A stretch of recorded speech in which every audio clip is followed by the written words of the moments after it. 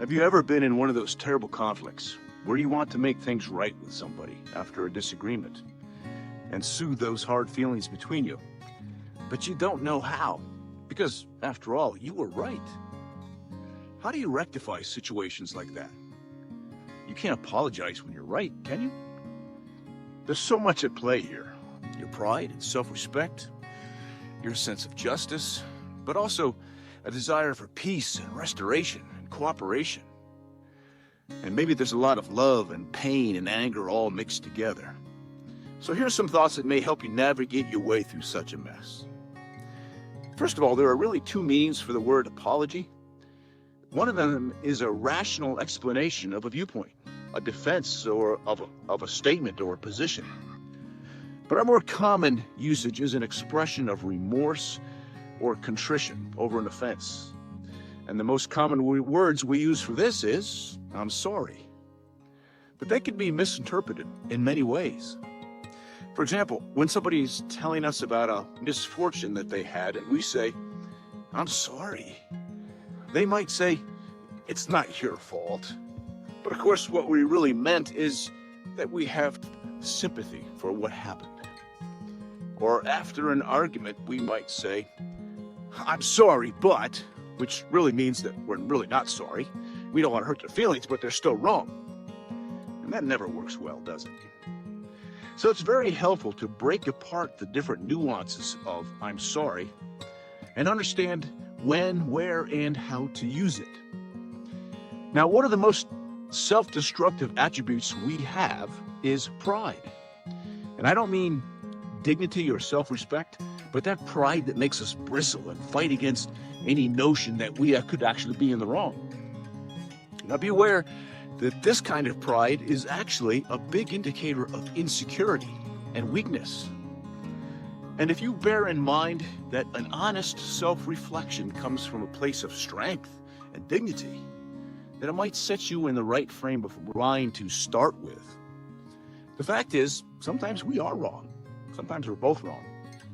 And you know when the hardest time to accept that is? After a long fight to prove that you were right, only to have the truth shoved in your face and you're on your back, pinned down, so to speak, and you have to concede. You never want to wait that long. It's a bitter pill to swallow. And sometimes the most valuable thing to consider is not whether or not you're right or wrong, but whether or not you're doing damage to yourself or to the other person by our attitude. If we look deeper into the more important aspects of life and relationships, we might see that insisting on who's right or wrong is simply petty and trivial. When there are hurt feelings and anger involved, it is almost never inappropriate to say, "I'm sorry."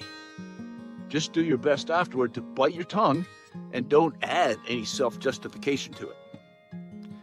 Very often, the simple statement, "I am sorry that I've hurt you or angered you," will cause the other person to stop their angry defensiveness and pause and take stock of their position. We may be surprised at how many situations can be diffused by showing kindness and remorse and humility.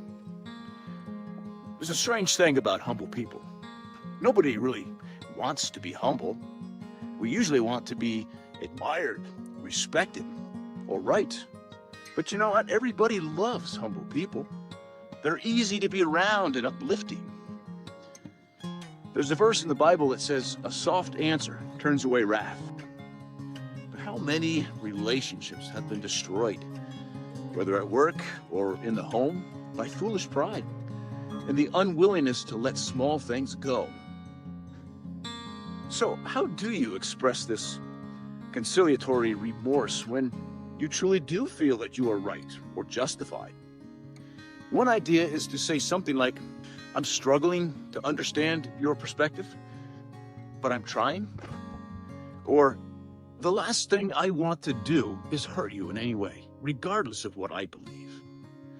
Just try not to make the mistake of saying, okay, I'm sorry, just whatever, in an obvious attempt to just shut down the argument without any resolution. That just stores up all that frustration to come boiling out later. Is there ever a time to not apologize? Yes, indeed. If we've set established boundaries that are being pushed against or challenged, we're under no obligation to apologize for our lack of give and take. There's no call for an apology when we stand up for our principles or our integrity. And also, there are times when over-apologizing for simple things is just belittling ourselves and can actually diminish our credibility in the sight of others. We all have our flaws. We all forget words, fart, get grumpy, and have bad hair days. Should you apologize for being human?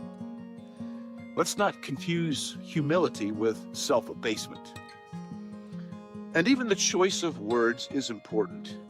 If you were to go up to somebody on the street and ask for directions, it would be appropriate to say, pardon me, excuse me. It's polite to acknowledge the interruption, but you might not want to start with, I'm sorry. Can you feel the energetic difference there? You really don't want to open an exchange with a sense that you need your ignorance to be overlooked or forgiven.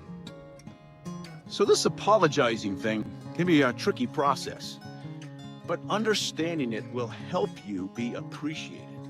It will add to your respectability and make for a more fulfilling personal and professional relationships. My intent is that these tips and philosophies will help you have a fuller life. I hope it will, and I hope you will subscribe and share these videos. I'm Dave Cleveland with LifePhilosophy.com.